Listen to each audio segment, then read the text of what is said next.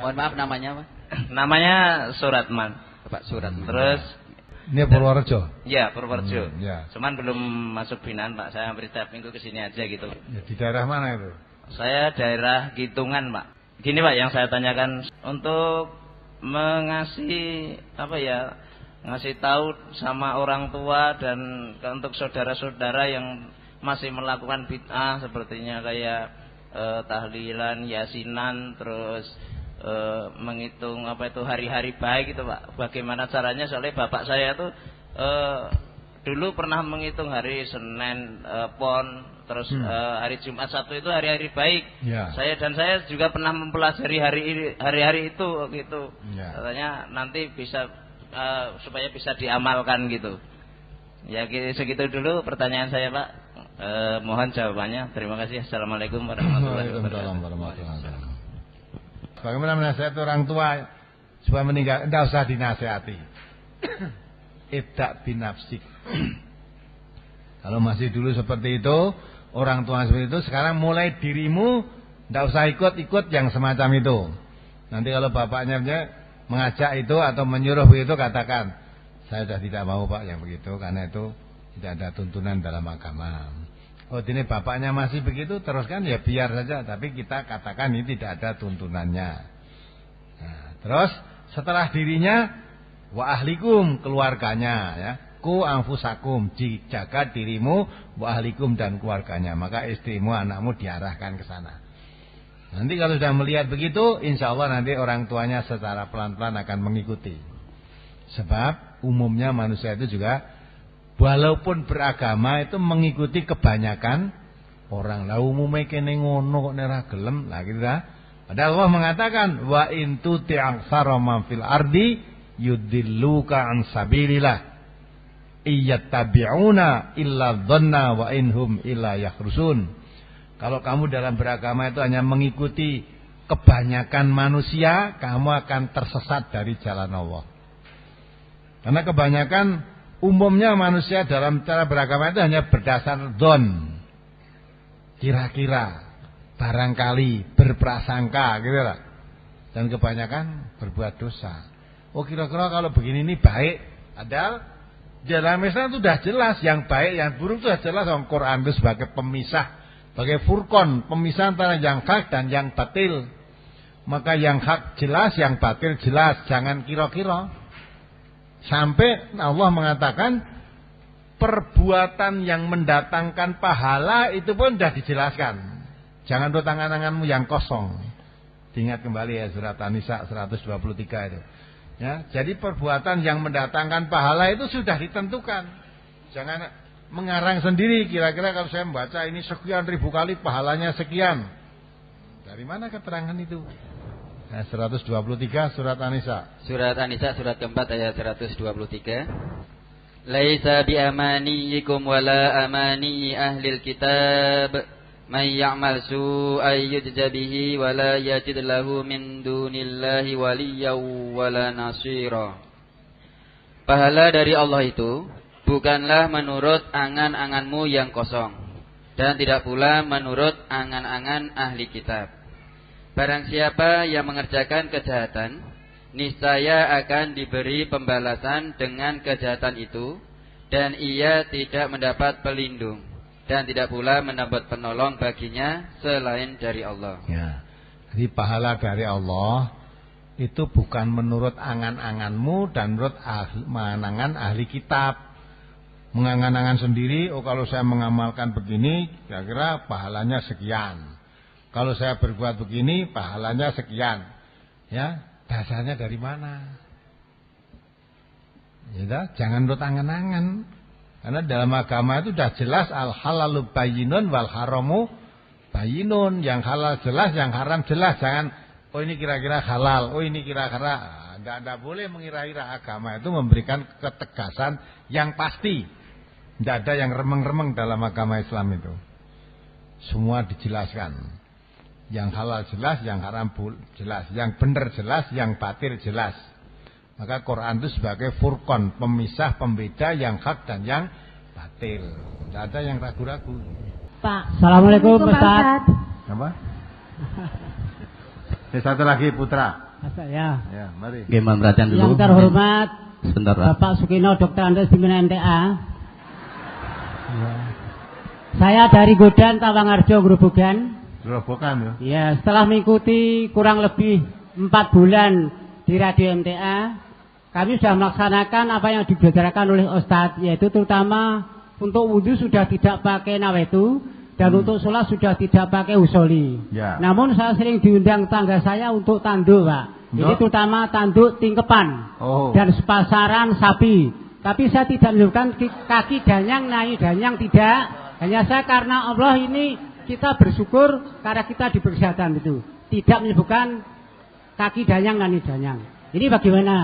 Nah, pun nanti setelah kami datang dari sini besok pagi saya diundang lagi pakai tanduk itu.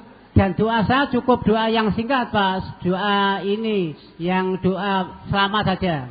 Nah, kalau besok pagi saya diundang dan mau, besok minggu saya datang ke sini, boleh atau tidak, Pak? Sebab ini kalau kita masih udah mau. Saya diundang apa itu? Diundang kenduren. Kenduren. Ya, besok untuk pagi minta selamat kepada danyang itu. Danyangnya tidak saya sebut, Kak, sudah. Terus? Ya cukup saya dengan Tuhan saja. Ini boleh tidak?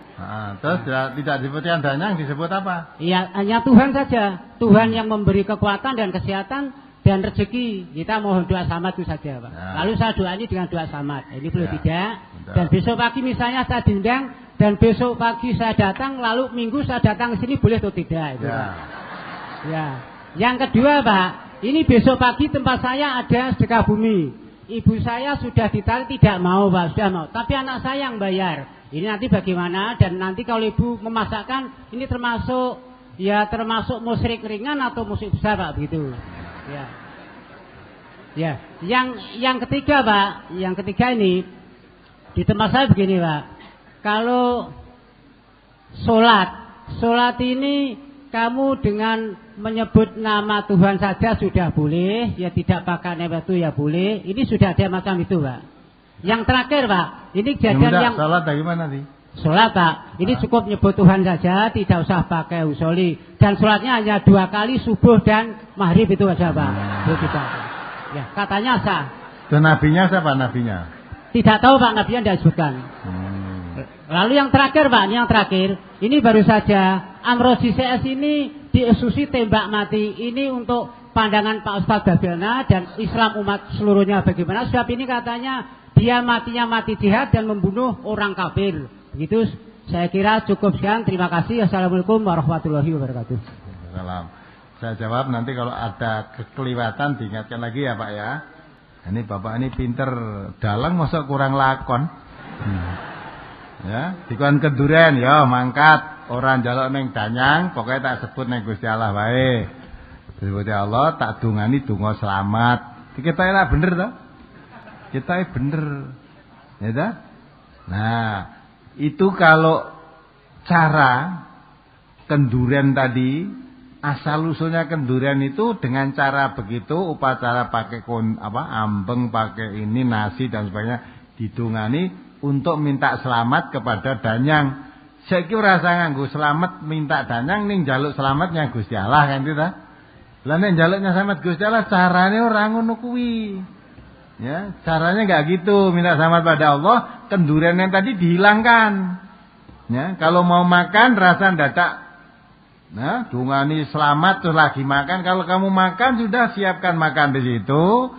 Nah, mau makan bersama silakan, mocoy bismillah mangan udah. Terus ndar mangan ditungani Allahumma salamatan fid dinina wa salamatan fi akhiratina wa salamatan qoblal maut wa salamatan ba'dal maut. Ya, terus maut nanti. Nah, itu enggak ada. Jadi itu tuntunan dada, kalau itu bentuk ibadah semacam itu bid'ah. Ya, terus bagaimana? Datang apa tidak? Tidak datang. Kalau tahu kenduren-kenduren itu sedekah bumi. Niatnya saja sedekah bumi. Ya, sedekah bumi. Maka jaluk supaya buminya selamat, upacaranya seperti itu. Lah kalau Bapak datang berarti menyetujui adanya sedekah bumi biar selamat. Padahal cara itu laisa minal Islam. Islam itu ajarannya sempurna. Tidak kurang apa-apa, maka jangan mau dicampuri yang lain-lain atau jangan mau ditukar dengan yang lain. Agama Islam itu ya'lu wa la yu'la alaih. Tinggal. Nah terus Kalau saya besok pagi itu datang, Minggu masih boleh datang sini enggak? Kalau Minggu yang akan datang tidak boleh datang ke sini. Tidak boleh. Karena Minggu tanggal yang akan datang tanggal berapa? 30 itu di sini tidak ada pengajian. Tanggal 30 besok pengajiannya dipindah ke Cepu, peresmian cabang Cepu, cabang Todanan, cabang Randu Blatung, yaitu di sana nanti. Mulai pengajian akad pagi hari Minggu yang akan datang tidak boleh datang ke sini. Ditutup, pengajiannya dipindah ke Cepu. Nah kalau Bapak masih seneng kendurian ngaji di Minggu pagi boleh enggak? Boleh, dosanya tanggungin dewe. Ya, yang penting sini kita ajarkan itu perbuatan-perbuatan syirik tidak boleh dilakukan. Ya. Kemudian yang ketiga, apa lagi yang ketiga tadi? Salat. Itu dudu wong Islam. Kalau cara Islam itu salatnya 5 waktu. Ya, entah kalau ada nabi baru gerobokan sana siapa? Kalau Nabi Musaddiq dulu sholatnya hanya dipindah sholat malam tok, 5 waktu tidak sholatnya malam, itu Nabi palsu. Ada lagi yang mengajarkan sholatnya cukup, ya 5 waktu itu tidak perlu sholatkan terus, digabung jadi 1 waktu boleh. Jadi di jamak itu ora kok duhur karo asar, maghrib dengan isya, subuh duhur asar maghrib isya jadikan 1 boleh. Itu ada ajaran seperti itu. Itu bukan cara Islam. Maka kalau kita yang mengerti, jadi wong Islam itu harus mengerti aturan Islam. Aturan Islam itu diajarkan oleh Rasulullah dan diwariskan kepada kita semua, yaitu Al-Quran dan Sunnah Rasulullah. Itu kalau itu ikut Sunnah Rasulullah, sholatnya 5 waktu, tidak maghrib karo subuh tok, ya toh. Nah itu tidak boleh itu bukan cara Islam, itu sesat. Dah cukup tadi. Masakan daging, Pak, daging sapi tadi sembelian. Tidak ikut makan tapi masak ini termasuk. Tidak boleh. Itu namanya membantu kemungkaran, ya. Allah mengatakan ta'awanu 'alal birri wat taqwa wala ta'awanu 'alal ismi wal udwan. Acaranya itu acara sedekah bumi, acara selamatan, acara tingkepan, acara sepasaran dan sebagainya itu bukan tatanan Islam. Kita tidak boleh membantu. Kalau membantu yang begitu itu berarti membantu dalam perbuatan dosa, sedang Allah mengatakan wala ta'awanu 'alal ismi, jangan bantu-membantu dalam perbuatan dosa, ya, wal 'alal ismi wal udwan, dan jangan bantu-membantu dalam pelanggaran atau permusuhan. Tidak boleh, itu melanggar aturan Allah, jangan dibantu. Nah, padahal anaknya sudah tidak mau, tapi ibunya yang mengatakan. Kalau ibunya mengatakan, ya biar ibunya yang nek kena dikandani, kalau ndak mau ya biar ditandangi ibunya sendiri. Lah kalau tidak diwangi anake, tidak mungkin bisa terlaksana. Alhamdulillah mula aja diwangi ben tidak terlaksana. Ya. Nah kalau ibunya tidak terlaksana karena ibunya sendiri tidak mungkin menangani, ya, terus dibantu anake biar terlaksana. Lah lebih baik tidak dibantu biar acara yang tidak benar itu tidak terlaksana, kan gitu. Nah kalau terlaksananya karena dibantu anaknya tadi, berarti anaknya walaupun katanya tidak mengadakan tetapi masih kerjasama dalam penyelenggaraan itu dosa, tidak boleh itu. Ya, sudah cukup. Tentang Amrozi tadi. Tentang Amrozi. Yang ditanyakan apa Amrozi, Pak? Bagaimana pendapat Pak Ustadz? Sebab ini katanya membunuh orang kafir dengan katanya jihad. Terus? Lalu pendapatnya gimana, ini betul atau tidak? Apa ngerobokan sana ngerembuk Amrozi tak, Pak? Ada. Nembuk. Kalau saya, bagaimana tentang Amrozi CS? Terserah aja Allah. Ya. Allah mau mengampuni dosanya atau Allah menghukumnya itu wewenang Allah. Kita tidak usah meraba-raba. Oh Amrozi itu jihad fisabilillah. Oh Amrozi itu teroris. Tidak usah meraba-raba, ya tak? Yang jelas mereka itu orang-orang Islam, ya, sekarang sudah meninggal, didoakan saja, kalau salah mudah-mudahan diberi ampun oleh Allah Subhanahu wa taala. Perkara itu termasuk jihad fisabilillah apa tidak kita tidak tahu. Ya, karena Nabi kita mengatakan ada orang yang jelas-jelas semua orang mengatakan ahlul jannah. Dah Brosurnya pun tadi pernah dikeluarkan, pernah saya terangkan juga. 3 kelompok manusia yang dikira itu semua ahlul jannah, ternyata masuk neraka semua. 1 orang mati syahid dalam perang membela agama Allah. Perang melawan orang kafir, mati dalam peperangan. 1 orang dermawan, suka berderma, menolong anak yatim, menolong orang miskin, menolong pembangunan masjid dan sebagainya lah. Ya. Yang ketiga, orang alim, pandai membaca Quran sampai disebut menjadi qori terbaik, qoriah terbaik. Ya.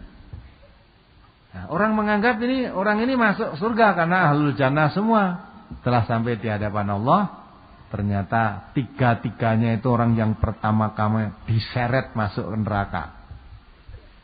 Apa sebabnya? Yang satu orang dermawan tadi, dia mengeluarkan harta, suka menolong orang lain agar dirinya disebut sebagai dermawan.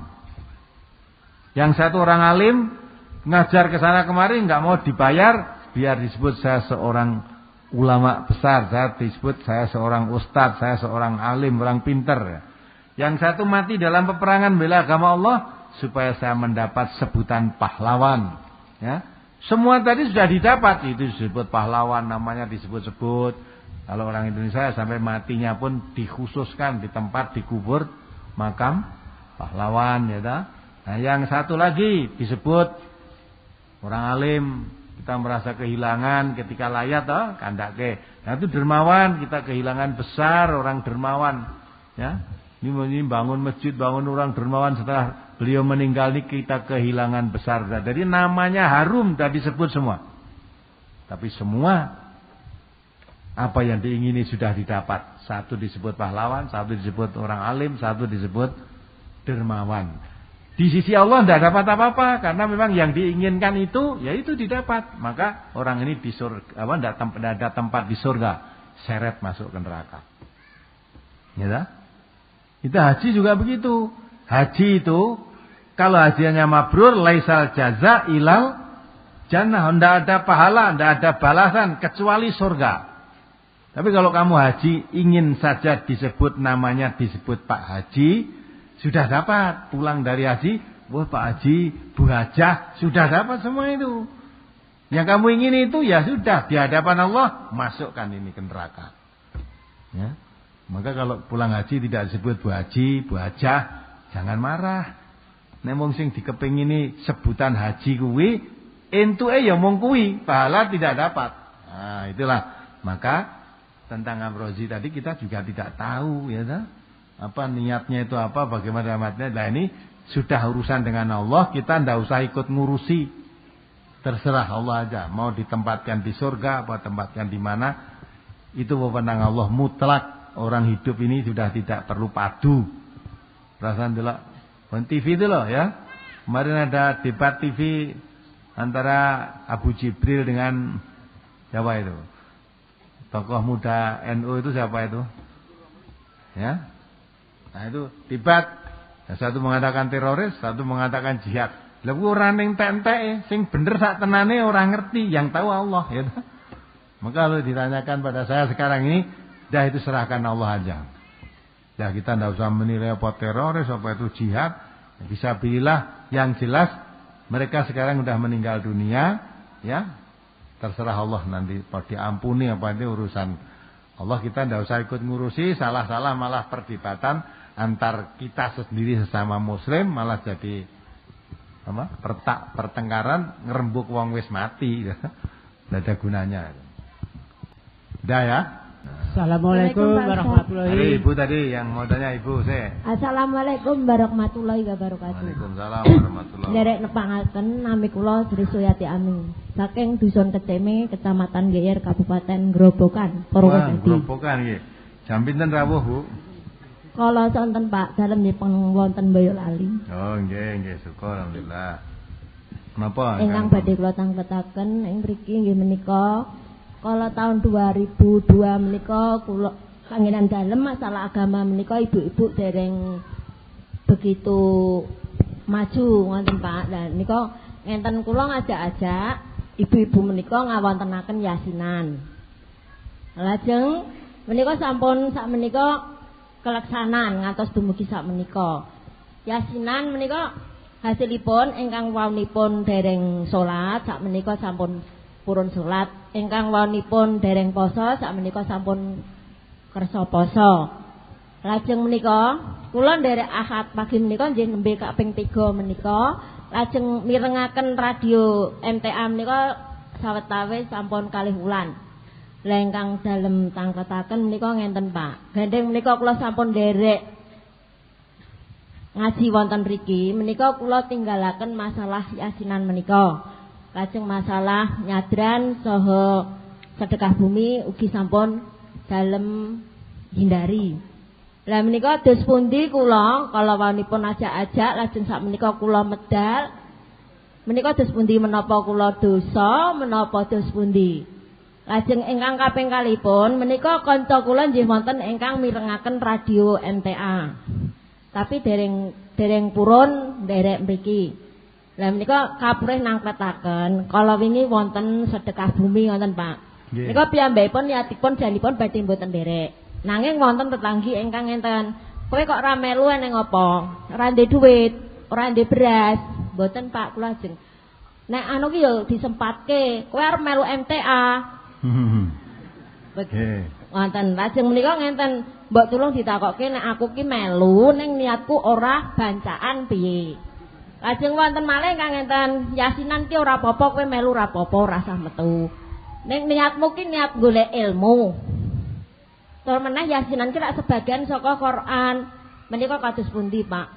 Kula kinten saking kula namung menika mbok bilih wonten klentah-klentunipun angin kula matur, kula nyuwun pangapunten. Akhirul kalam, wassalamualaikum warahmatullahi wabarakatuh. Waalaikumsalam warahmatullahi wabarakatuh. Yaitu orang yang menerima ajaran agama, ajaran Allah itu masih belum mantap.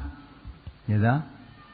Kamu ikut sedekah bumi itu ora apa-apa. Sing penting niatmu kowe teko ning aja niat sedekah bumi, ya. Nah, semuanya itu kita dalile innamal a'malu niat itu hadis. Hadis Nabi mengatakan Allah itu akan memberikan balasan sesuai dengan niatnya.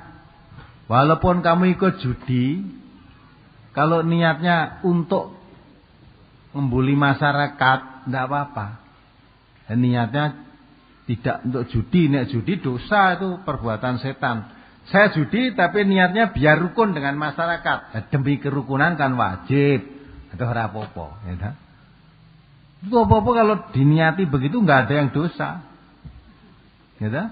Saya golek pangan susah. Saya maling, niatku ora maling, golek nafkah.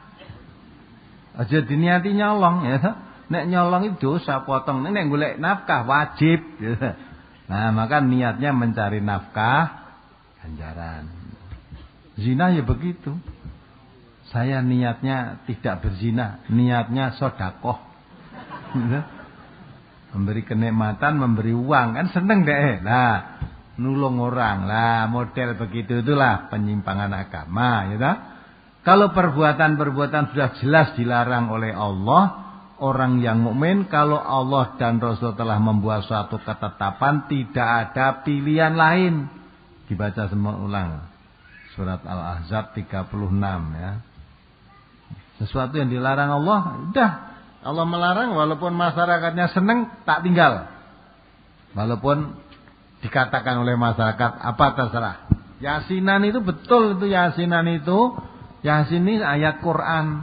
Tapi penerapannya tidak betul, ya toh? Yasin untuk orang mati, nek mati bentang mati. Terus membaca Yasin berapa kali sama dengan ibadah haji 20 kali. Hadisnya sudah dikeluarkan semua toh? Kalau kamu ingin sehat, nulis surat Yasin, dicelupkan dengan air putih, diminum 1000 penyakit sembuh, ya. Nah itu, kalau kamu baca Yasin, lapar jadi kenyang, ya toh? Terus maca Yasin, luwe maca Yasin, luwe maca. Nah itu semuanya itu hadis-hadis tentang Yasin itu hadisnya dhaif. Bukan tidak ada hadisnya ada tetapi dhaif. Maka tidak bisa dipakai karena isinya aja bertentangan dengan apa itu tuntunan Allah. Tidak boleh dipakai. Lah kalau saya dulu aktif mengajak itu, tanyakan ibu, saya dulu ajak-ajak, sekarang setelah ngaji tahu bahwa itu tidak betul. Nah sekarang diajak lagi.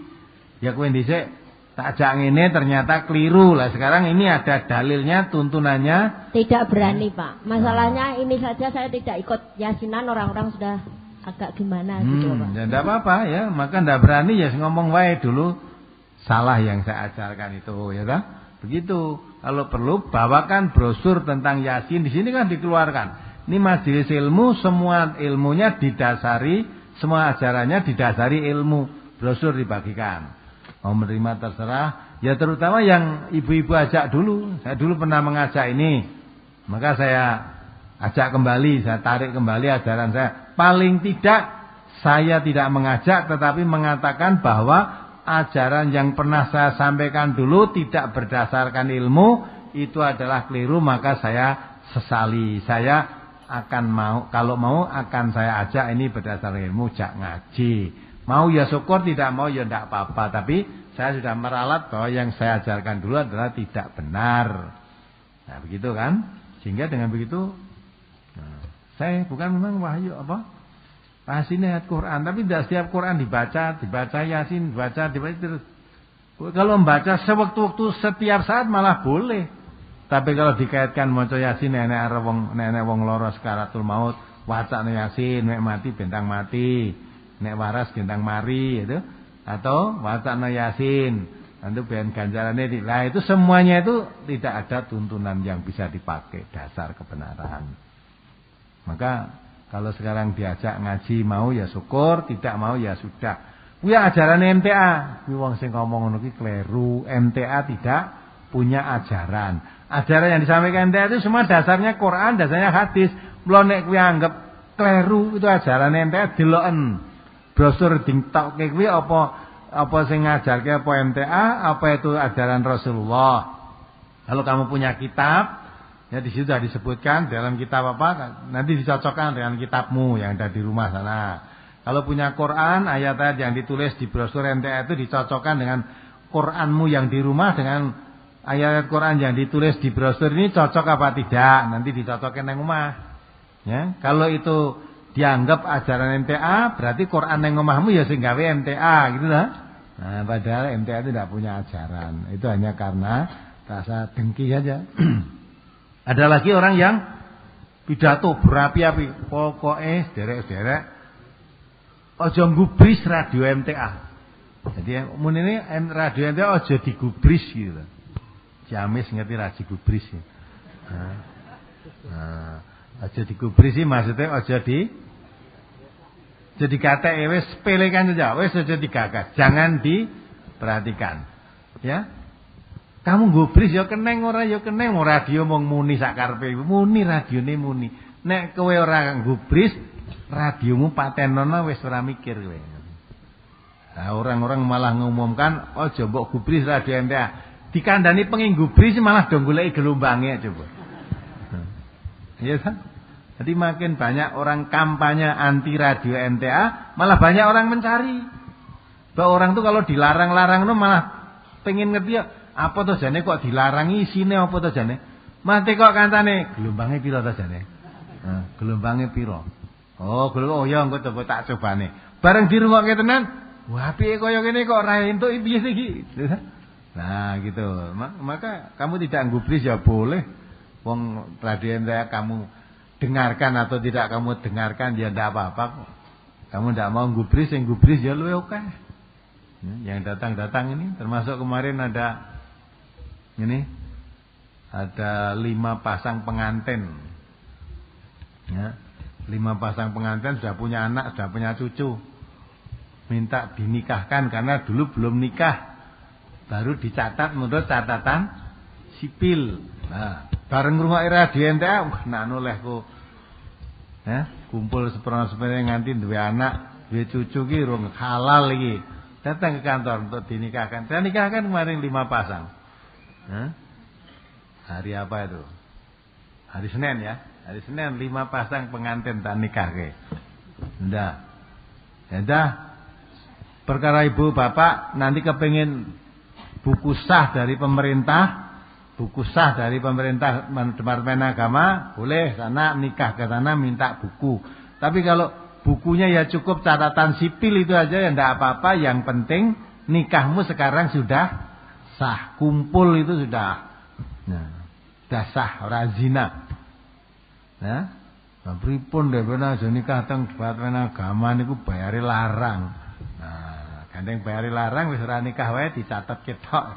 Nah, itu kan tidak tahu lah setelah dengar radio mengerti. Lah kok pengen gubris iki piye?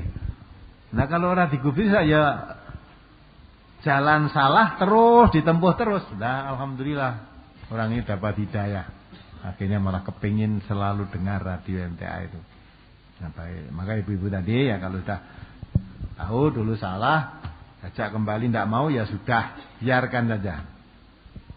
Mari kita akhiri. Alhamdulillahirrahmanirrahim. Subhanakallahumma wa bihamdika asyhadu an la ilaha illa anta astaghfiruka wa atubu ilaik. Assalamualaikum warahmatullahi wabarakatuh.